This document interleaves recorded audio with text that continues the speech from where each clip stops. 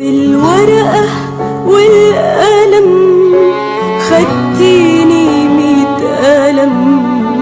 أنا شفت فيكي مرمطة وعرفت مين اللي اتظلم. ليه اللي جايلك أجنبي عارف